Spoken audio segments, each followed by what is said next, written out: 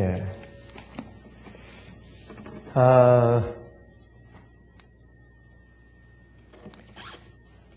제가 이제 LA에서 우리 미국 교회에서 집회를 하고 또 중국에 가서 3군데서 집회를 했으며 또 한국에서 2군데서 집회를 했으니까 한 6번 정도 집회를 하고 온 것 같습니다. 참 여러분들의 얼굴 뵙는 것도 참 오래간만에 뵙는 것 같습니다. 다 주님의 은혜 가운데 다 평안하시길 바랍니다. 이번에 제가 다니면서 참 여러 가지를 느낄 수 있었는데 그 중에 하나가 무엇이냐면 참 진리에 대한 전쟁이 어디를 가나 어느 나라를 가나 진행 중에 있는 것을 보게 됩니다.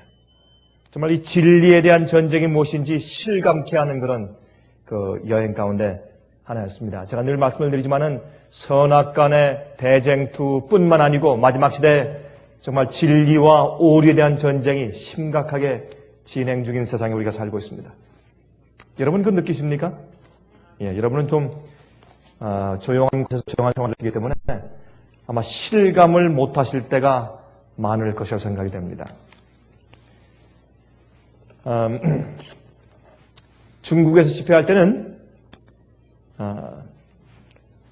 지금 이 중국 안에 있는 교회의 형편들이 어떠하며 또 주님의 백성들이 어떠한 사람들이며 또 교회에서 진리의 등불을 들고 정말 똑바로 일하려고 하는 주의 종들이 어떠한 사람들인지 또 마귀가 오류로 교회를 파헤치기 위해서 어떤 노력을 하고 있는지 정확하게 볼 수 있는 그런 귀한 기회들이 되었고 또한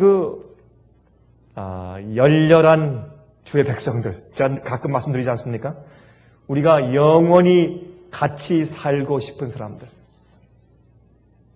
여러분 제가 이런 얘기를 할 때 여러분 실감 나십니까? 무슨 뜻인지? 영원히 같이 살고 싶은 사람들. 그런 사람들과 만나고 집회하고 그 사람들의 뜨거움과 열렬한 반응과 아멘 소리를 듣다 보면 참 헤어지고 싶은 마음이 전혀 생기지 않습니다. 아무리 중국에 살기가 어렵다고 할지라도 그들과 함께 계속 있었으면 좋겠다 하는 생각이 얼마나 강렬한지 모릅니다.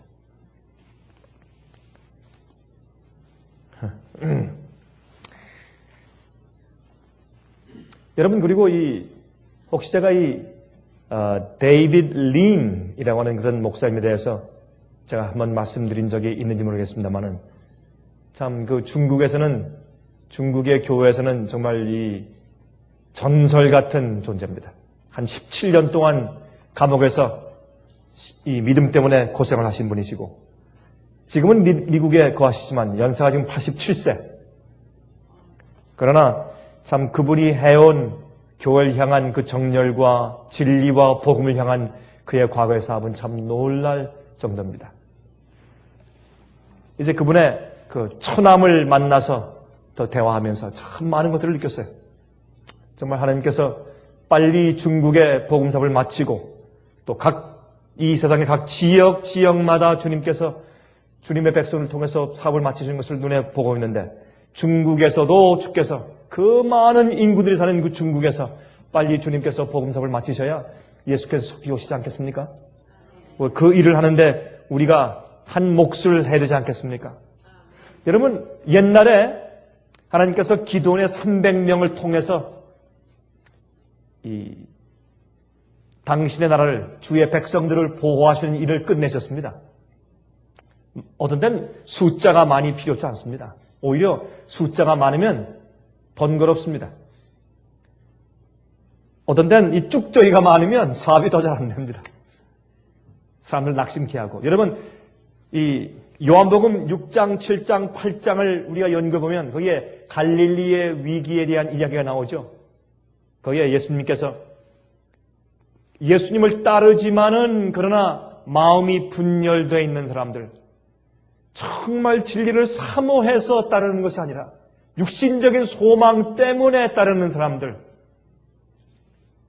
메시아를 통해서 무엇인가 얻고자 하는 욕심 때문에 따르는 사람들 때문에 주님의 사업이 많은 방해를 받는 것을 아시고 예수님께서 그 당시에 사람들에게 말씀을 전하실 때 점점 사람들의 숫자가 불었지만 주님께서 많은 사람들을 내보내신 장면을 볼 수가 있습니다. 너희가 나를 따르는 것은 너희가 내가 준 음식으로 배불리기 때문에 그러한 것이다. 다 가라고 주님께서 내쫓으셨습니다. 그래서 그 많은 사람들이 다시는 주님과 함께 걷지 아니하니라 라는 말씀이 기록되어 있습니다. 여러분, 그래서 주님께서 이 마지막 시대에 정말 진리로 변화받고 정선되고 인침받은 마지막 주의 백성들을 고르고 골라서 마지막 정의 군대들을 모으고 있다는 그런 생각이 제 마음 가운데 얼마나 간절하게 스쳐 지나가는지 모릅니다. 정말 그런 때 살고 있습니다. 여러분, 정말 주님께서 이 세상 각 곳곳마다 준비된 마지막 여자의 남은 무리를 준비하고 계십니다. 그런 무리들이 각 방방곡곡에 있습니다. 숫자는 적지만은 있고 정말 진리를 믿는 것뿐만 아니라 진리로 성화되고 변화된 자들, 얼굴만 봐도 성령이 충만한 것처럼 느껴지는 자들이 세상에 많이 있어요. 분명히 있습니다. 그래서 저는 예수께서 속히 오실 것이라는 사실을 제 마음껏 다시 확신하게 됩니다. 이번에 그것을 다시 또 확인하는 그런 좋은 기회가 되어서 얼마나 제 마음 가운데 기쁜지 모르겠습니다. 한국에서는 지금 우리 지부에서 한국에 있는 목사님들 가운데서 수천 명에게 매달 우리의 월간지와 또한 우리의 테이프들을 보내고 있습니다. 많은 분들이 얼마나 뜨겁게 반응하고 있는지 모릅니다. 그중에서 이번에 이 춘천 지역과 그 인근에 있는 목사님들을 좀 모아놓고 우리가 집회를 하는데 그분들도 참 마음 가운데 진리를 향한 뜨거움과 정열이 있는 것을 보고 제 마음 가운데 깊은 감동을 받았습니다. 주님께서 이제 목사들이나 장로들이나 평신도들이나 있는 곳곳마다 정말 진리를 사모하고 이것이 아닌데 뭔가 잘못되어 있는데 교회가 이렇게 가는 것이 아닌데 이것이 진리가 아닌데 이것이 성경적이 아닌데 그런 마음의 갈등을 가지고 진리가 어디에 있는가를 찾고 사모하는 백성들이 많이 있는 것을 우리는 알고 지내야 할 것입니다. 주의 백성들이 있습니다. 그런 백성들을 주님께서 지금은 모름지기 모으고 있는 굉장히 중요한 시점 가운데 우리가 살고 있다는 것을 마음 가운데 확신하고 사시길 바랍니다. 제가 이 찬송가, 오늘 찬송가 이렇게 좀 뒤지다가 177장을 보니까 성령이여 강림하사 하는 그런 찬송가의 다음과 같은 가사를 제가 읽었습니다. 성령이여 강림하사 나를 감화하시고 애통하며 회개할 마음, 회개한 마음이 아니에요 여기는 애통하며 회개할 마음 충만하게 합소서. 예수여 비오니 나의 기도 들으사 애통하며 회개할 마음 충만하게 합소서. 성령이여 강림하사 크신 권능 줍소서. 원하옵고 원하오니 충만하게 합소서. 힘이 없고 연약하나 엎드려서 비오니 성령 강림하옵소서. 충만하게 합소서. 정케하고 위로하사 복을 받게 합소서. 충만하게 하시오니 무한 감사합니다. 예수여 비오니 나의 기도 들으사 애통하며 회개할 마음 충만하게 합소서. 애통하며 회개하고 싶은 마음 충만하게 합소서.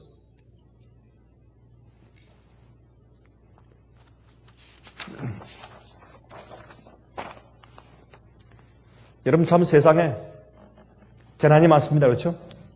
재난이 참 많습니다. 어쩌면 그렇게 재난이 꼬리를 물고 대형 재난들이 생기는지 모르겠습니다. 이것도 주님께서 이 땅에 속히 오실 징조지만 또 한 가지 징조는 무엇이냐면 이 세상의 많은 부분을 마귀가 장악하고 있다는 증거 가운데 하나인 것입니다. 마귀가 세상의 많은 부분을 자기가 자기 마음대로 할 수 있도록 주님께서 할 수 없이 마귀에게 내어 맡길 수밖에 없는 그런 입장에 서서 마귀가 장악하는 그런 군대들이 그런 지역들이 많이 생기고 있다. 그렇게 우리가 인정할 수밖에 없습니다. 지진, 태풍, 지금도 큰 것이 하나 올라오죠? 태풍 이름을 윌마라고 붙였는데 이젠 태풍의 이름은 전부 다 이제 여자 이름을 붙입니다. 아마 이 핥히고 지나가는 그런 그 성격을 아마 내포해 주는 거겠죠. 그래서 이제 태풍은 전부 다 이 허리케인은 여자 이름을 붙여요. 그런데 요즘엔 이 태풍이 하도 많아서 이제 더 이상 붙일 이름이 궁하답니다. 여자 이름이 많은데 이제 태풍이 하도 많이 올라오니까 붙이고 붙이다 더 이상 붙일 이름이 없어서 이제는 암흑의 2호, 암흑의 3호 이렇게 해야 될 지경이 됐다 그래요. 근데 지금 이 윌마라고 하는 그런 여자가 또 올라오는데 지금 저기 칸쿤과 그다음에 이제 멕시코만을 치고 난 다음에 또 이제 올라와서 지금 플로리다를 치려고 지금 올라와서 지금 플로리다에 지금 경계를 내렸습니다. 근데 제가 한국에 있을 때 뉴스를 보니까 지금 이 WHO World Health Organization이라고 이 UN에 있는 그러니까 이제 이 건강보건부라고 할 수 있겠죠.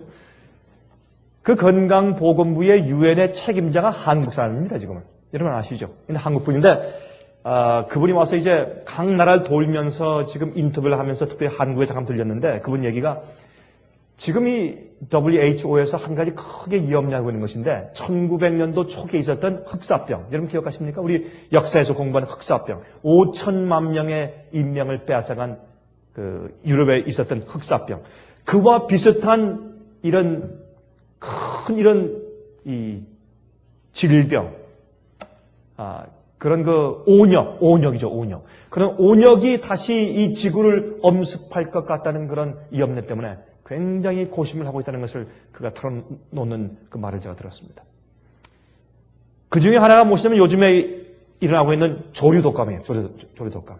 그래서 조류독감은 요즘에 그 한국에 철새들 도래지가 많은데 철새들이 올 때 총을 막 쏴서 철새를 날려보내요. 조류독감이 올까봐. 또 이 오리와 또 이런 닭들을 통해서 말이죠. 그래서 닭을 먹지 닭이 위험하다. 이제 조류독감이 나니까 사람들이 닭은 안 먹는데 돼지고기에 또 몰려요. 또 돼지 콜레라가 있다. 그럼 또 돼지를 안 먹고 또 닭고기를 몰리고 사람들이 먹는 건 마찬가지죠. 그런데 그렇게 해서 지금 잘못하면 이 조류독감이 사람 인체를 통해서 사람에서 사람으로 옮기는 그런 질병이 될 수 있다고 이제 하는데 요즘에 이 볼리비아에서 그다음에 터키에서 또 헝가리에서 이 세 나라에서 또 요즘에 말레이시아에서 또 태국에서 지금 사람에서 사람으로 옮기는 그런 조류독감이 생겼다는 그런 보고가 들리면서 사람들이 굉장히 이제 겁을 내야 하는 그런 입장에 있습니다. 제가 이런 얘기하면 한이 없죠.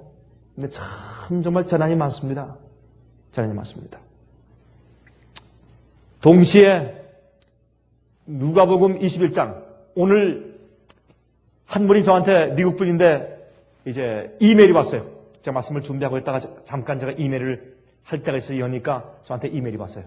보니까 한 분이 지금 자기 직장에 있는 상사들과 자기의 친구들이 유태인들인데 요즘에 이런 얘기를 자꾸 자기한테 묻는다고.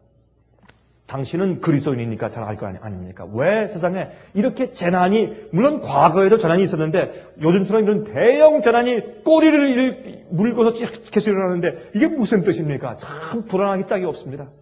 이게 무엇을 좀 얘기할 테고 성경에서 무엇인가 얘기할 텐데 이게 무슨 뜻이요? 이렇게 말을 하더래요. 저한테 이제 일하다가 저한테 이메일을 했어요. 패스터 강, 내가 이 사람들에게 무슨 성경절을 주어야 하며 어떤 얘기를 해야 되며 무슨 책을 주어야 할까요? 급해서 저한테 이메일을 했어요. 여러분들이 지금 알고 있는 것이 무엇이며 남들이 우리가 알고 있는 진리에 대해서 가장 짧게 요약해서 말하라고 하면 내가 지금 무엇을 믿고 있으며 무엇을 기대하고 있는지 여러분 말할 수 있습니까? 또 그것을 성경적으로 성경절을 대면서 설명할 수가 있습니까? 예언을 설명할 수가 있습니까?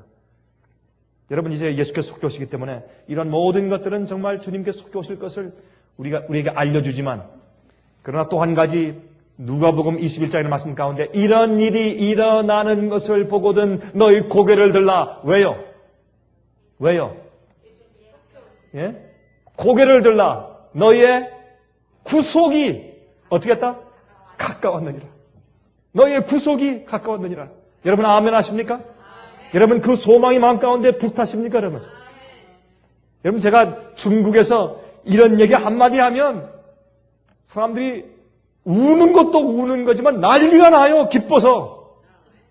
예수님 속해서 말 한마디만 하면 사람들이 얼마나 가슴이 뜨겁게 아멘을 해요. 그냥 아멘이 아니에요. 그냥 아멘이 아니에요. 그들 마음 가운데 소원이 예수님의 재림이기 때문에 그렇습니다. 눈물 겹도록 주님의 재림을 사모하기 때문에 그래요. 예수님의 재림 얘기만 나오면 가슴이 뭉클하고 영원히 눈에 보이고 그래야 돼요 우리가. 그래야 재림을 사모하는 사람들이죠. 네? 술 취함과 방탕함과 생활의 염려로 너희 마음이 둔하여지지 않기 위해서 기도하라. 그렇죠?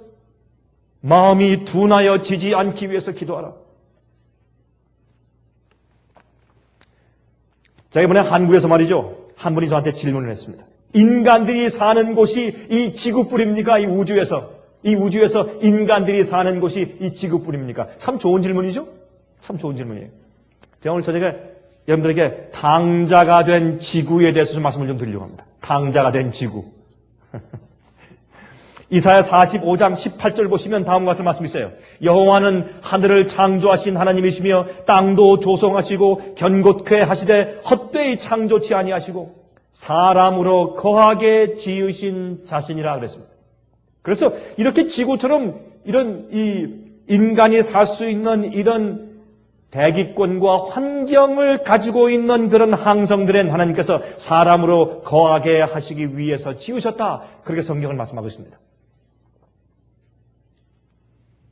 그 말씀에 나는 여호와라 나 외에 다른 이가 없느니라. 그렇게 말씀하셨습니다. 여러분, 하나님께서 먼저 이 우주의 규격은 먼저 창조해 놓으셨습니다. 그게 무슨 말입니까? 하나님께서 이 지구를 이쪽 끝에서 저쪽 끝까지 이미 다 한번 창조해 놓으셨습니다.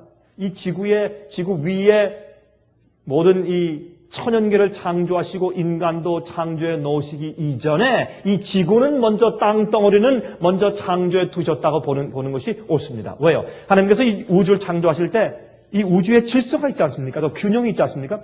왼쪽만 있고 오른쪽은 없고 위쪽만 있고 아래쪽이 없으면 어떻게 잡아 돌리고 돌아가겠습니까? 그래서 이 우주를 창조하실 때 주님께서 모든 균형을 따라서 규격을 따라서 정확하게 같이 한꺼번에 우주가 존재하도록 창조하신 다음에 이게 다 돌지 않습니까? 그래서 하나님의 정부는 이 우주는 바퀴 속에 바퀴라고 이렇게 설명되어 있습니다. 그러므로 사실은 왼쪽에 있는 은하계가 있으면 오른쪽에는 은하계가 있어야 균형대로 서로 돌지 않겠습니까? 어떤 은하계들은 지금도 여러분 허블 망원경을 통해서 볼 수 있지만은 보면은 이렇게 잡아 돌면서 서로 별들이 부딪혀서 엄청난 폭발이 생기는 것들이 있습니다. 그것은 우주의 발전소입니다.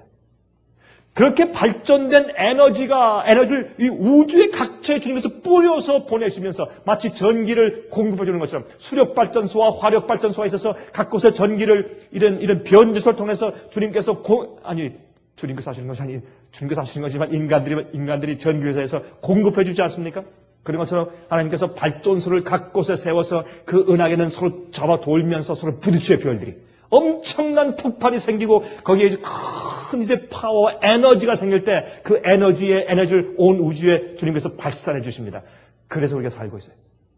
그래서 하나님께서 우주는 이 규격은 제일 처음에 같이 창조를 하셨다고 보는 것이 좋습니다. 그 다음에 우주의 균형을 만드신 다음에 각 곳에 있는 항성마다 주님께서 어떻게 해요? 이 은하계 가운데서 아니면 이 태양계 가운데서 지구가 존재하기 위해서 해왕성, 명왕성, 토성, 수성 이런 것들이 금성 같은 것들이 존재하는 것입니다. 이 태양도 이 지구만을 위해서 존재하는 것이에요. 그래야 중력을 가지고 정확하게 돌 수 있도록 궤도를 돌 수 있도록 해주는 것이 바로 태양계 아니겠습니까? 태양계 안에 있는 우리의 은하계 속에서도 오히려 어떠면서 우리 이 은하계 가운데서 우리가 속해 있는 이 은하계 가운데 아마 지구만 사람들이 사는 곳일지 모르죠. 또 다른 은하계에 또 어떤 항성이 있어서 어떤 인간들이 거할지 모르고 또 다른 은하계 이렇게 해서 많은 항성 가운데서 하나님께서 사람들이 살 수 있도록 기거할 수 있도록 창조하신 것을 우리가 믿게 되는 것입니다. 또한 요한계시록 12장 12절 보면 그러므로 하늘과 그 가운데 거하는 자들은 즐거워하라 그랬어요. 하늘과 그 가운데 거하는 자들은 이것은 천사들 뿐만 아니라 그 가운데 거하는 인간들, 다른 타락하지 않은 다른 항성들에 있는 인간들을 말하는 것이라고 우리가 볼 수가 있는 것입니다. 그러나 땅과 바다는 화 있을진저 이는 마귀가 자기의 때가 얼마 못된 줄을 알므로 크게 분내어 너에게 내려갔음이라 하더라. 그렇게 말씀을 하였습니다.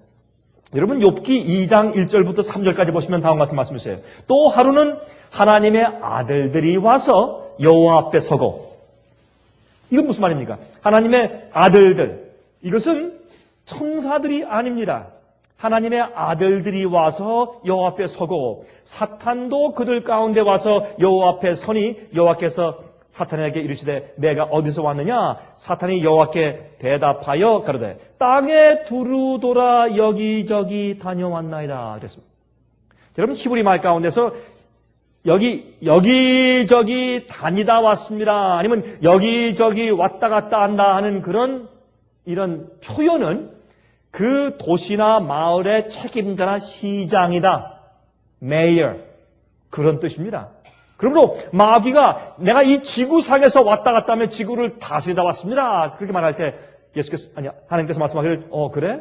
내가 지구의 대표고 지구의 책임자냐? 아니 네가 지구의 책임자라면 어떻게 그 지구에서 저렇게 순전하고 의롭고 온전한 욥 같은 존재가 있을 수가 있니? 라고 질문을 하신 것이죠. 거기에 말씀하실 때 이 마귀가 어디에 갔다고요? 하나님의 아들들의 총회에 갔다고 설명했습니다. 그럼 이것은 반드시 어떤 천사들의 모임이 아니라 이것은 우주의 각 사람들, 인간들이 살고 있는 항성들의 책임자들이 와서 모이는 회의라고 우리가 짐작하는 것이 훨씬 더 합리적입니다. 그래서 사실은 이 지구의 책임자는 아담이 갔어야 할 텐데 죄로 인하여 타락해서 마귀에게 권세를 주었기 때문에 마귀가 지구의 대표자로 참석했다고 보는 것이 가장 합당하죠.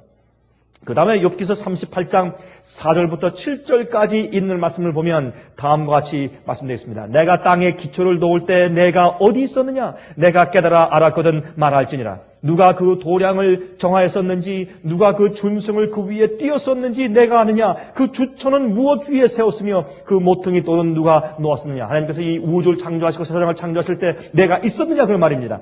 그때에 새벽별들이 함께 노래하며 하나님의 아들들이 다 기쁘게 소리하였었느니라. 이 말씀은 천사들보다는 오히려 하나님께서 창조하신 인간 같은 우주에 있는 존재들이 새벽별들과 특별히 천사들과 함께 찬송한 것을 여기 기록해 놓았습니다. 또 히브리 12장 22절부터 24절 보시면 신약성경에 그것을 조금 더 밝히 구분해 놓으신 것을 볼 수가 있어요. 이렇게 말씀했습니다.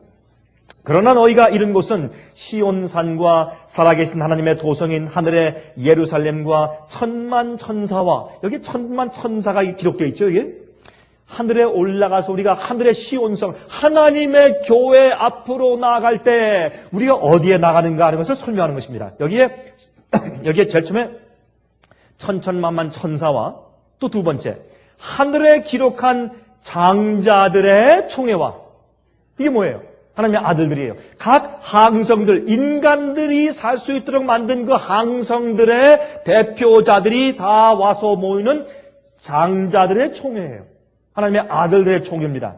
그리고 또 만민의 심판자이신 하나님과 및 온전케 된 의인의 영들과, 이것은 특별히 예수 그리스도의 보혈의 피로 씻음받고 하늘에 구원받아 올라간, 지구에서 올라간 의인들을 얘기하면서 이것은 온전케 된 의인의 영들과 새 언약의 중보이신 예수와 및 아벨의 피보다 더 낫게 바라는 뿌린 피니라. 그래서 이 뒤에 있는 말씀을 미뤄보아서 예수의 피로 씻음받은 의인들이 하늘에 올라간 것을 얘기해서 지구에서 온 사람들을 얘기했고, 그러나 거기에 또 다른 또 한 종류로 하늘에 기록한 장자들의 총회와 또 다른 그룹으로 천천만만 천사를 언급했습니다. 좀 더 분명하지 않습니까? 그래서 이렇게 볼 때 우리가 성경적으로 볼 때 우리 지구뿐만 아니라 다른 혹성들에도 인간 같은 사람들이 살고 있다고 믿는 것이 성경적으로 합당한 것입니다. 자, 히브리 1장 5절에 말씀하기를, 그래서 하나님께서 어느 때 천사 중 누구에게 내가 내 아들이라 오늘날 내가 너를 낳았다 하셨으며 또다시 나는 그에게 아버지가 되고 그는 내게 아들이 되리라 하셨느냐 그랬어요. 그렇죠?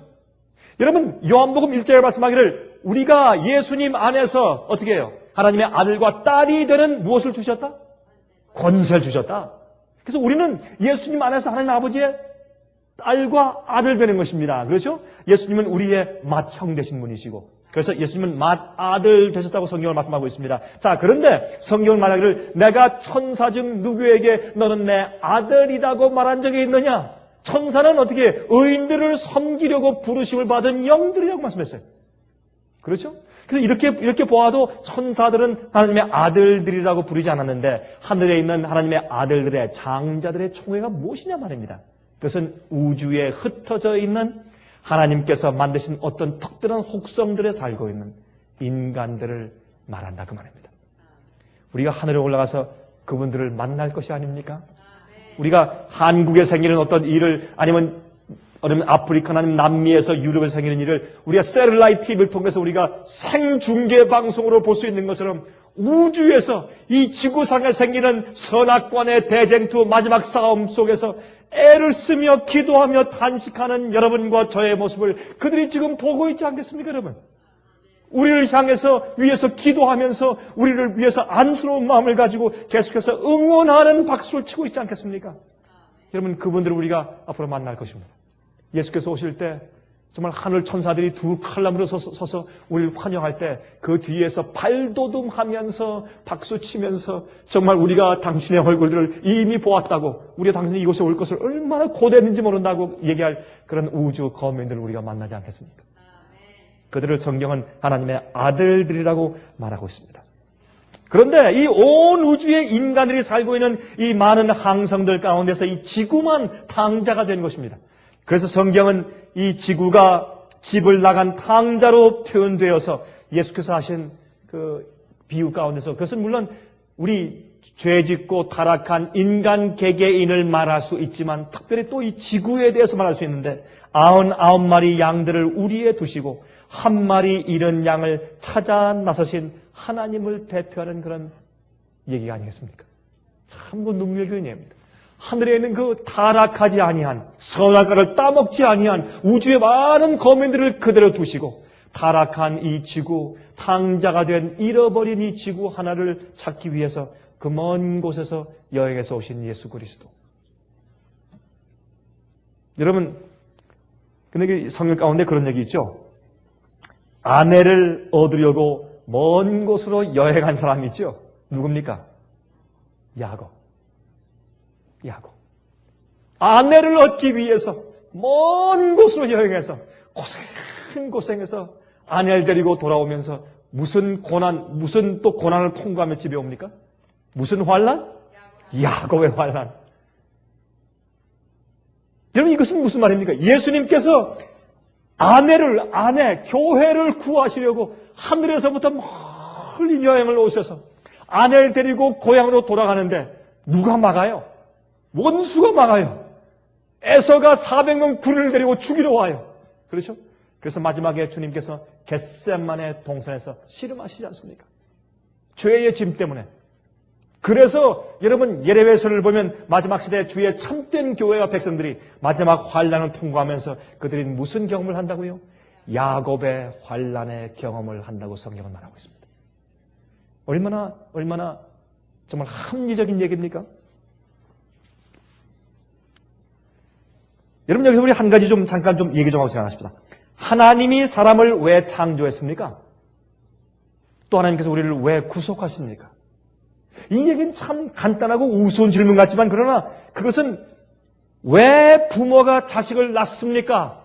라는 질문에 답변할 수 없는 것처럼 참 그 힘든 질문이에요. 쉬운 얘기 같지만 아주 힘든 질문이에요. 하나님께서 우리를 왜 만들었습니까? 이건 좀 엉뚱한 질문 같지만 그러나 참 답변하기 힘든 질문이에요. 주님께서 왜 우리를 그냥 내버려 두시든지 아니면 이 지구에 있는 범죄한 인간을 싹 그저 처음부터 없애버리시고 다시 만드시든지 아니면 지구를 그냥 옛날처럼 비운 상태 그냥 놔두시든지 하실 텐데 주님께서 왜 지구에 대해서 그렇게 큰 사랑을 베풀어서 구속하시냐 말입니다. 그냥 내버려 두시지. 그것은 왜 부모가 자식을 낳는가 하는 질문보다도 사실 더 어렵습니다. 부모들이 자식들을 왜 사랑합니까? 왜 사랑합니까, 여러분? 거긴 답변이 없습니다. 답변할 수가 없습니다. 그래서 사랑 이야기입니다. 성경은 하나님께서 우리를 구원하시려고 찾아오신 사실을 여러 가지 방법들로 설명해 주는데 그 방법들이 여러 가지인데 어떻게 해요? 우리 인간들이 우리 경험을 통해서 우리가 알기 때문에 우리의 경험들로 예를 들어서 우리가 이해할 수 있는 방법으로 설명하신 것이 성경이에요. 그래서 어떨 땐 가만히 읽어보면 좀 우스꽝스러워요. 성경에 있는 예증들이. 이거 하나님의 저 높은 곳에 계신 하나님께서, 이 큰 우주를 지배하신 하나님께서 왜 이렇게 인간적으로 그저 작은 이런 예를 통해서 우리의 구속을 설명하셨을까? 그것은 여러분과 제가 그렇게밖에는 이해할 수 없기 때문에. 그래야 우리가 이해가 됩니까? 작은 거 가지고. 개미들은 개미 얘기를 해줘야 이해가 돼요. 인간 얘기하면 개미들이 이해할 수가 없어요. 그래서 그래요. 그래서 예수님이 우리 인간의 영역 속으로 들어오셨어요. 그래서 우리가 이해할 수 있는 방법으로 말씀하시고 우리가 걷는 길을 걸으셨습니다. 아내를 구하시라. 아내를 찾아오신 것입니다. 그래서 에베소서 5장, 우리 이 말씀은 펴서 읽읍시다. 에베소서 5장을 다 펴시기 바랍니다.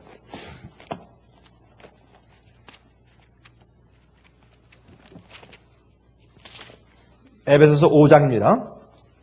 5장 25절부터 27절 먼저 읽읍시다.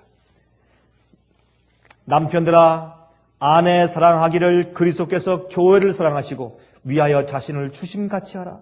이는 곧 물로 씻어 말씀으로 깨끗하게 하사 거룩하게 하시고 자기 앞에 영광스러운 교회를 세우사 티나 주름 잡힌 것이나 이런 것들이 없이 거룩하고 흠이 없게 하려 하심이니라. 자, 31절, 32절 보세요. 이러므로 사람이 부모를 떠나 그 아내와 합하여 그 둘이 한 육체가 될지니 이 비밀이 크도다. 내가 누구와? 그리스도와 또 누구의? 교회에 대하여 말하노라 그랬습니다. 그러므로 하나님께서 우리 인간들의 결혼을 통해서 예증으로 우리에게 하나님께서 우리를 구속하는 이야기를 말씀하셨습니다. 이 비밀이 참 크다. 예수 그리스도와 그 다음에 우리 교회 사이의 이야기다. 이렇게 말씀했습니다. 여러분, 그래서 요한계시록 21장 7절과 8절에 말씀하기를 우리가 즐거워하고 크게 기뻐하여 그에게 영광을 돌리세 어린 양의 혼인 기약이 이르렀고 그 누구가 예비하였으니? 그 아내가 예비하였으니 그에게 허락하사 빛나고 깨끗한 무엇을? 세마포를 입게 하셨은즉 이 세마포는 성도들의 무엇이라고요? 옳은 행실이로다 하더라.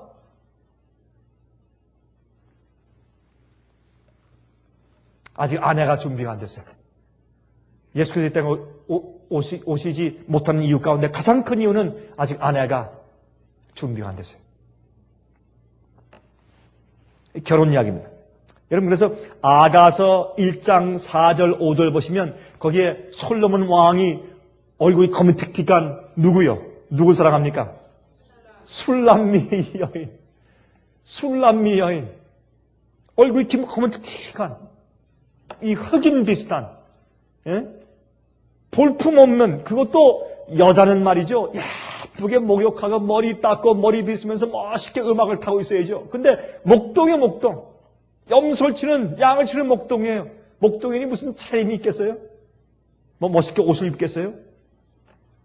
그런 검은틱틱한 그런 여인에게 사랑이 빠져서 어쩔 줄 몰라하는 솔로몬의 사랑시를 기록한 것이 아가서예요. 근데 이것은 이 솔로몬의 사랑시가 아니라 참 볼품없고 죄로 인해서 시커멓게 멍든 죄인들을 사랑해서 찾아오시는 예수 그리스도의 사랑 이야기예요. 아내를 찾아서 멀리 오신 하나님 이야기예요. 그것이 아가서입니다. 아가서입니다. 근데 주님께서 어떻게 그들을 부르시냐 하면 주님께서 목욕을 시키시고 좋은 옷을 입히시는데 주님께서 당신의 피로 그 죄를 다 씻으시고 그 다음에 주님의 말씀대로 사는 성도의 의로운 옳은 행실과 성품으로 옷 입히신 다음에 그 다음에 술에 태워서 데리고 가시는 것입니다. 왜 예수님 혼자만 우리를 용납하시는 것이 아니라 온 우주 앞에 주님께서 당신의 아내로 내세우셔야 되기 때문에 그렇습니다.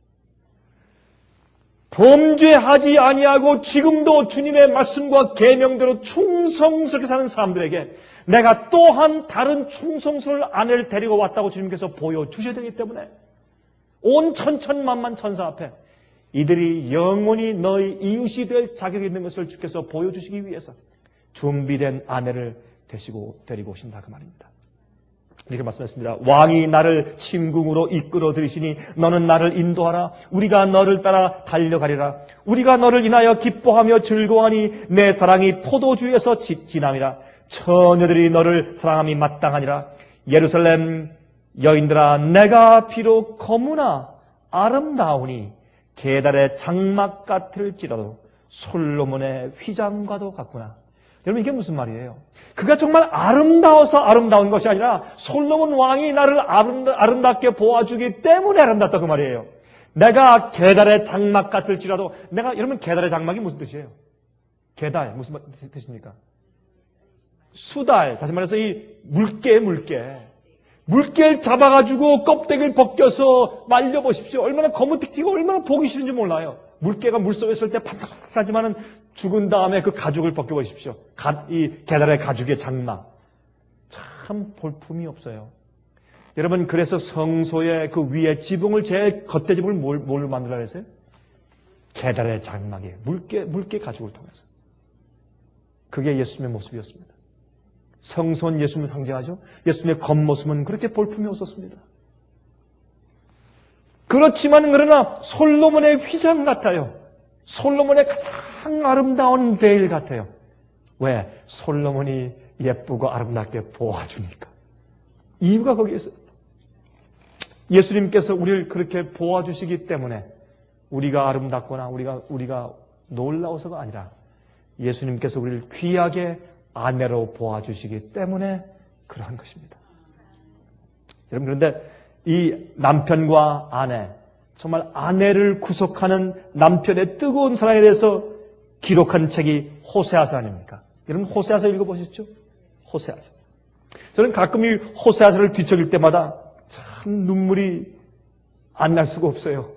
거기 나오는 그 예증들이 얼마나 구구절절히 예수님과 우리 관계를 대표하는지 모르겠어요. 여기 호세아서 3장 1절부터 5절까지 있는 말씀을 좀 한번 읽어볼까요? 같이.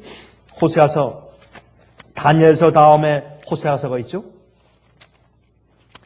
여러분, 이 호세아서 3장 1절부터 5절까지 같이 한번 읽어보도록 하십시다. 다음같이 말씀되어 있어요. 여호와께서 내게 이르시되 이스라엘 자손이 다른 신을 섬기고 건포도 떡을 즐길지라도 여호와가 저희를 사랑하나니. 참, 여러분, 우리가 영적으로 간음하고 우상을 섬기고 우리가 배반하고 변절하고 뒤로 물러가고 어떤 때는 냉정하고 돌이키지만은 주님께서 우리를 사랑하나니 너는 또 가서 타인에게 연애를 받아 음부된 그 여인을 사랑하라 하시기로. 참, 이거 여러분, 기가 막힌 얘기. 여러분, 호세아 1장부터 보시면 하나님께서 이 호세아에게 고멜이라는 그런 창녀하고 결혼할 것을 허용하세요. 아니, 호세아가 그런 여인을 보고 사랑에 빠졌는지 아니면 주님께서 사랑하라고 명령해서 할 수 없이 결혼했는지 그건 우리가 확실하게 알 수 없지만, 그러나 하나님께서 고멜에게 가서 결혼하라 그런 말씀이 나옵니다. 고멜은 그 당시에 창녀 같은 그런 여인이었어요. 여러분, 참 어떤 때 선지자 노릇하기가 참 어려운 것 같아요. 에스겔선 말이죠. 그 이스라엘 백성들이 이제 바벨론이 쳐들어오면 바벨론이 쳐들어와서 그들이 도망갈 것을 말씀하기 위해서 어떻게 했어요? 너는 성벽에 구멍을 뚫고서 내 짐을 지고서 들락날락하라. 어떤 때 어떻게 사람의 인불을 구워서 그 구운 인불을 굽는 그 불을 통해서 밥을 하라. 무슨 어떤 때는 이쪽으로 들어넣어서 며칠 동안 있고 이쪽으로 들어넣어서 또 이쪽으로 들어넣어서 40일 동안 있고 이쪽으로 들어넣어서 40일 동안 있고. 여러분, 해보세요. 얼마나 힘든가. 여러분, 참 힘들어요. 표상적으로 설명해 주기 위해서 그 곧 오는 심판과 그들의 타락에 대해서 교회에서 알려주기 위해서 그런 일들을 했습니다. 여러분, 여기에 호세아는 참 어려운 일을 했어요. 그렇죠? 또 에스겔은 자기 아내가 죽었을 때 하나님께서 뭐라 그랬습니까? 울지 말라. 울지 말라. 그런 참 어려운 그런 말씀을 하셨는데, 이 호세아는 참 그런 정말 절개가 없는 그런 여인에게 결혼하라고 주님께서 말씀하셨습니다. 결혼했습니다. 결혼했는데, 이제 아이들의 이름을 짓는데 보면, 그 아이들의 이름을 짓는 거 보면 제일 처음에 첫 번째 아들을 이스라엘이라고 지었어요. 두 번째 딸을 낳았는데 딸이 로루하마예요. 로루하마인데 그 로루하마의 뜻이 내가 긍휼히 여기지 않는다. 그 말은 뭐냐면 할머니가 이 딸을 낳긴 낳았는데 자기 자식이 아닌 것 같아요. 이게 내 자식인지 아닌지 왜 맨날 돌아다니는데 딸을 낳았으니 이게 내 자식인가 아닌가. 그런 뜻이에요. 세 번째 또 딸을 낳았는데 그 세 번째 딸 이름이 로암미예요. 로암미. 이 로암미의 뜻은 내 백성이 아니라 내 자식이 아니라 말입니다. 나간 지가 벌써 1년 됐는데 자식을 임신해 왔으니 내 자식이 아니죠. 내 자식이 아니란 말입니다. 그것은 하나님과 관계를 끊은 그 당시 교회에 대한 참 하나님의 절규예요. 오죽하면 주님께서 그 교회를 얼마나 사랑하시면 자기의 종, 자기의 선지자 호세아를 장녀 같은 여인과 결혼시켜서 그 여자가 다니면서 간음하고 도망나가고 또 붙들어 놓으면 또 나가고 붙들어 놓으면 또 나가고 하는 정말 절개 없는 한 여인의 한심한 그 생애를 보면서 가슴 아파하는 그 남편 호세아를 통해서 하나님께서 교회를 향한 하나님의 마음 아픈 그 심정을 주님께서 이렇게 표현하시겠습니까? 그게 호세아서예요. 호세아서.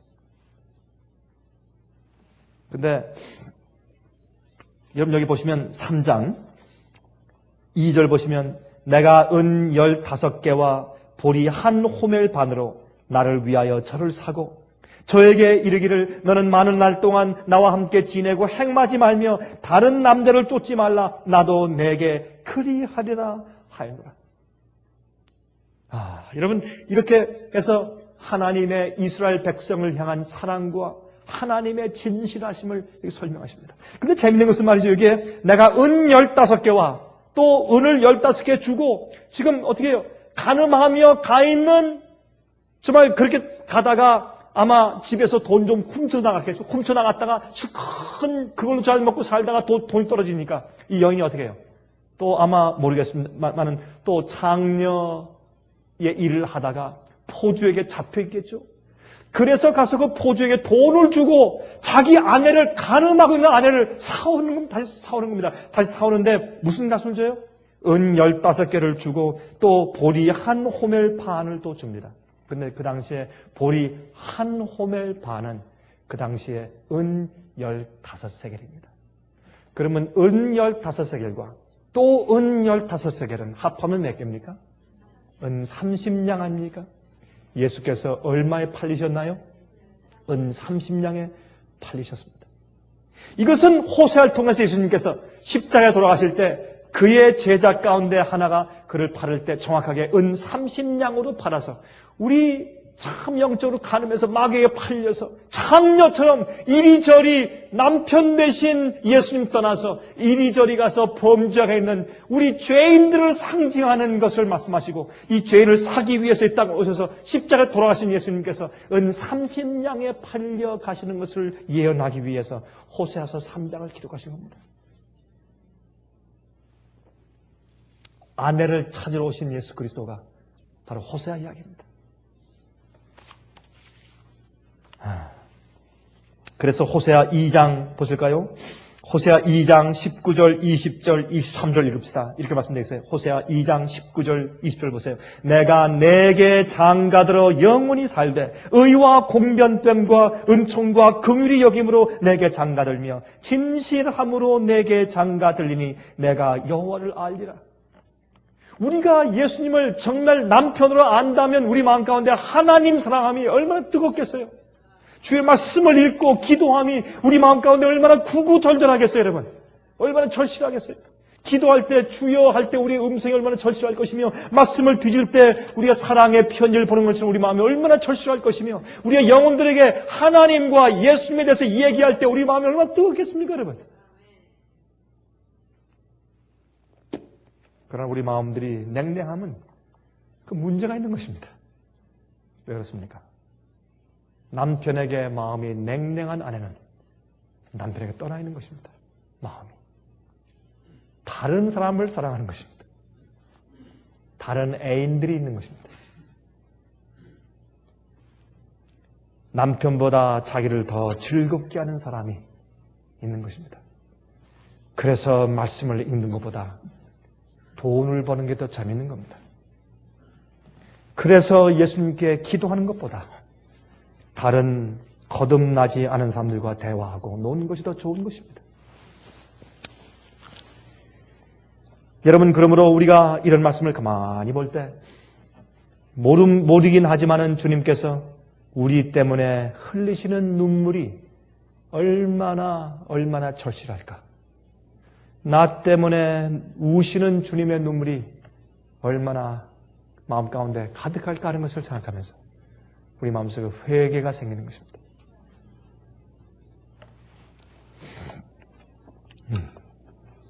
그리고 23절 보실래요? 이렇게 말씀했습니다. 내가 나를 위하여 저를 이 땅에 심고 긍휼히 여김을 받지 못하였던 자를 긍휼히 여기며 내 백성이 아니었던 자에게 향하여 이르기를 너는 내 백성이라 하리니 저희는 이르기를 주는 내 하나님이시라 하리라.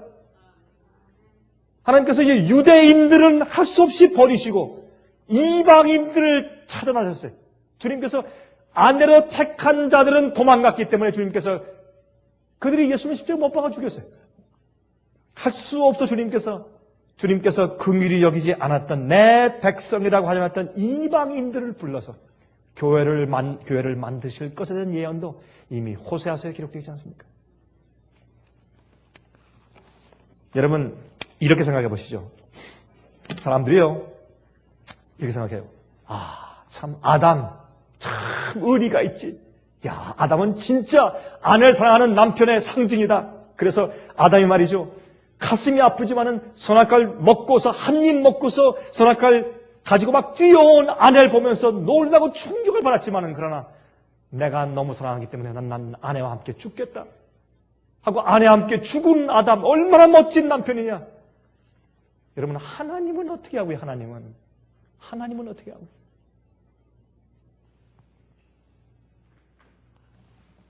사실은 아담은 하나님보다 범죄한 아내를 택하였습니다. 그는 하나님께서 자기를 잠재우신 다음에 갈비뼈 하나를 떼어서 그것으로 아내를 만들어 주셔서 돕는 배필을 만드신 것을 잠깐 잊어버렸습니다. 마찬가지로 우리는 이 세상에서 잠깐 살면서 즐기도록 하신 세상 만물들과 우리의 직업이나 우리의 재물이나 우리의 친구나 우리의 인간 가족이나 사람들을 하나님보다 더 귀히 여겨서 그들을 위해서 우리의 생명까지 바치는 충성심을 베풀면서 하나님을 배반하고 있는 것입니다. 그래서 우리는 사실은 정말 아담의 자손들이 아닙니까? 그런 의미에서. 그래서 사실은 도망간 아내를 찾아 나선 하나님을 성경이 말씀하고 있는 것입니다. 예레미야 31장 3절에 말씀하기를 나 여호와가 옛적에 이스라엘에게 나타나 이르기를 내가 무궁한 사랑으로 너를 사랑하는 거로 인자함으로 너를 인도하였다 하였노라. 성경 말을 내가 너희를 무궁한 사랑으로. 여러분, 무궁하다는 게 무슨 뜻이에요? 무궁하다. 무자 할 때 함으로는 무슨 무자예요? 없을 무자예요. 무궁하다는 것은 끝이 없단 말이에요. 한이 없단 말이에요. 한계가 없단 말이에요. 하나님만이 할 수 있는 사랑이에요. 6천년 동안 인간들을 사랑해와도 한 번도 변함이 없는 사랑. 1초도 신실함과 진실함이 변함이 없으신 사랑. 우리가 무슨 짓을 하고 어떤 일을 하고 아무리 냉정하게 문을 닫고서 들어간다고 할지라도 한 번도 우리를 향한 사랑과 애정이 변한 적이 없으신 사랑. 그것을 무궁한 사랑이라 그래요. 내가 너희를 무궁한 사랑으로 사랑했다. 그게 성경 이야기입니다.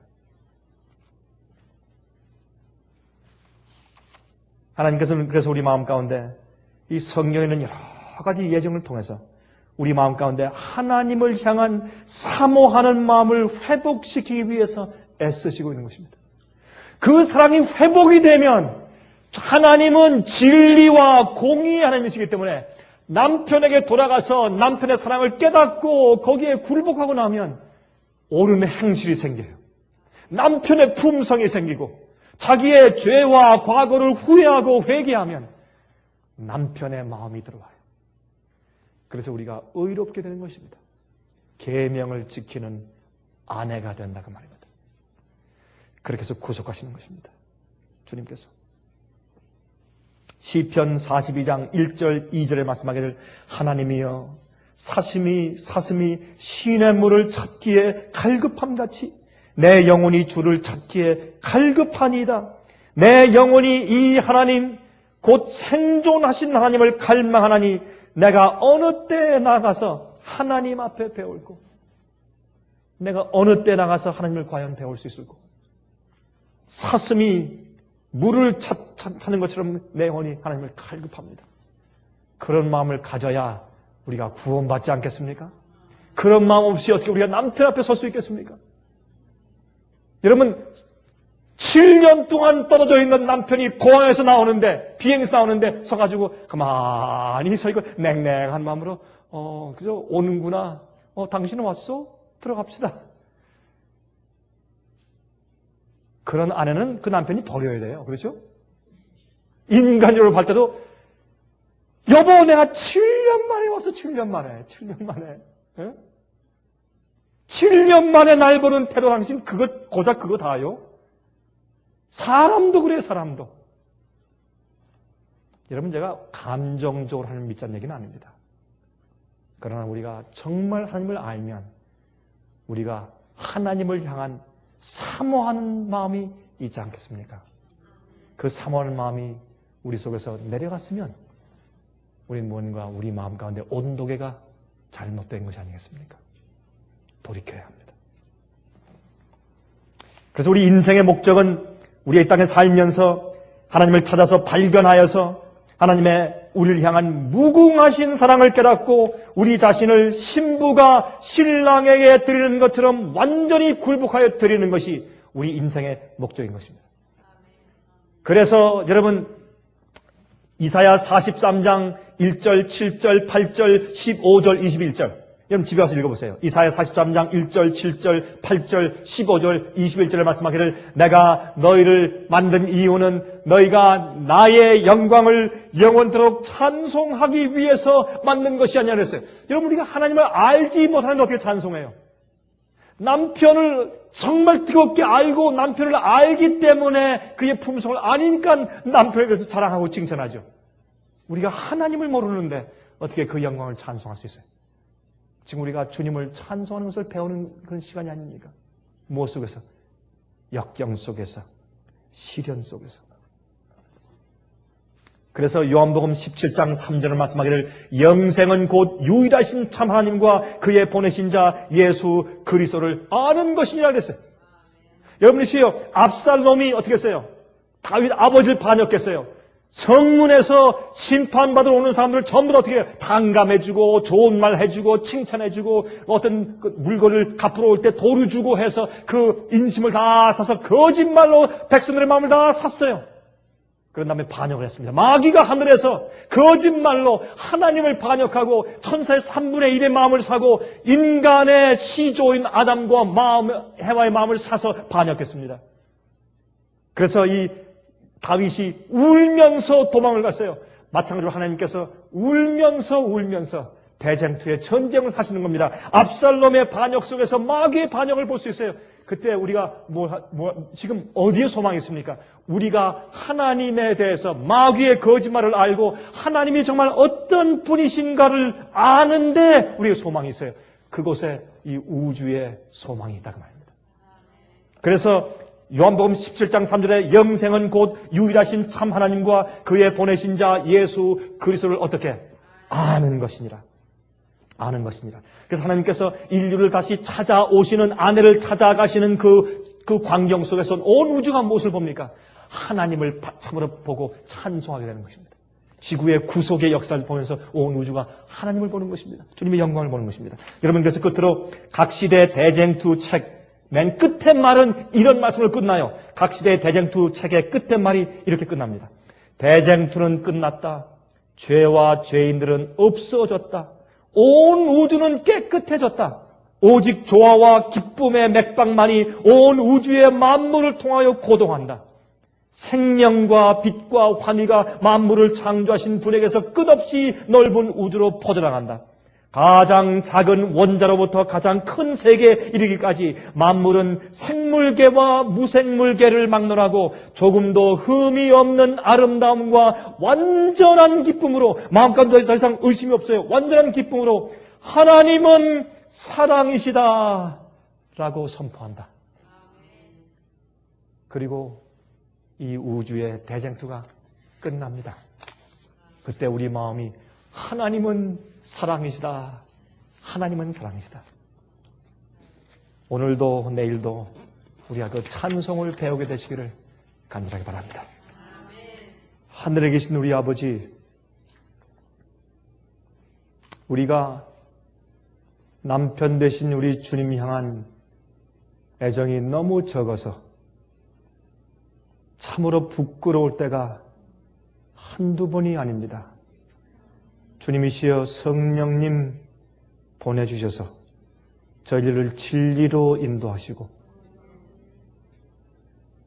하나님을 올바로 알 수 있도록 해주셔서 주님을 향한 사랑과 존경과 찬양이 계속 마음속에서 증가되게 축복하여 주시옵소서. 세상이 지나가고 세상에 있는 것들도 지나가고 우리가 벗은 몸으로 주 앞에 설 때 우리 마음속에 하나님의 아내로 인정받는 성도의 올바른 행실인 의의 성품이 있게 축복하여 주시옵소서. 주여, 죄로 인해서 다른 우상들로 인해서 우리 마음이 냉담해지지 않게 하여 주시옵소서. 예수께서 오실 때 불법이 성하여 사랑이 식을 것이라고 했사오니 저희를 도와주시길 주 앞에 간절히 기도합니다.